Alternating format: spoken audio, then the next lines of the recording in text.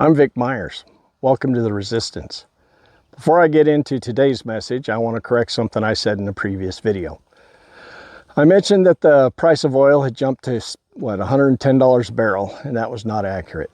I was conflating the actual price with a warning from Goldman Sachs, who said oil could spike to $110 if the conflict with Iran escalates.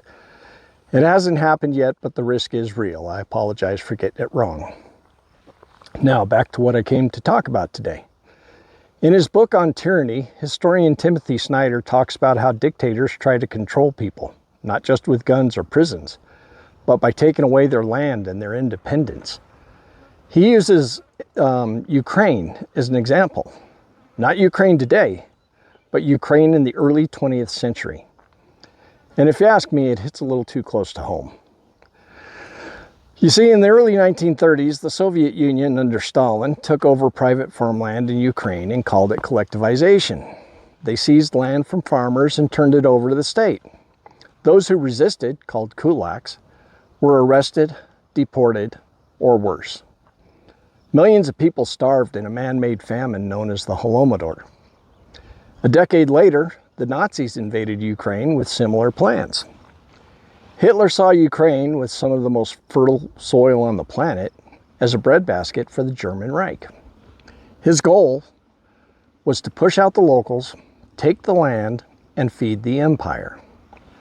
Of course, we're not living under Stalin or Hitler, but the tactics of control that they used, economic dependency, propaganda, disinformation, and taking away land.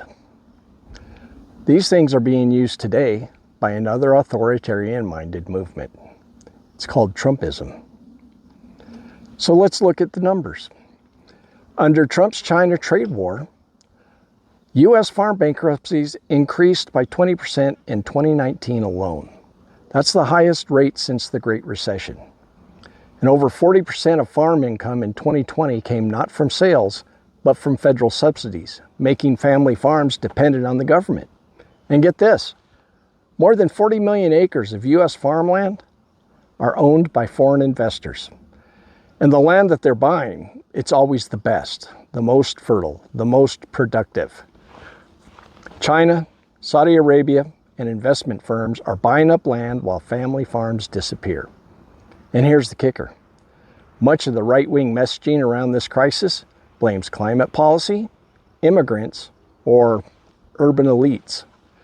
But the truth is, it's not the Democrats or the liberals that are threatening farmers. It's the consolidation of power by corporations and nationalist politicians, Republicans, who want to make farmers dependent, scared, and loyal. And by the way, not all farmers voted for Trump.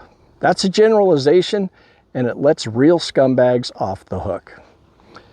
And you know, even for those who did, if you see your neighbor playing with matches before his house catches fire, do you grab your marshmallows and say, serves him right?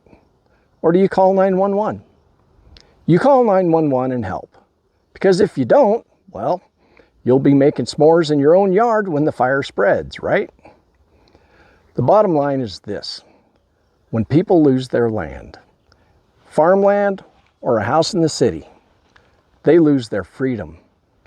That was true in Ukraine 100 years ago, and it's becoming true in America today. We're not just losing farms.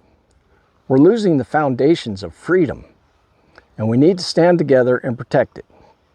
Or, as Katniss Everdeen told Cornelius Snow, we can all burn together. Thanks for listening.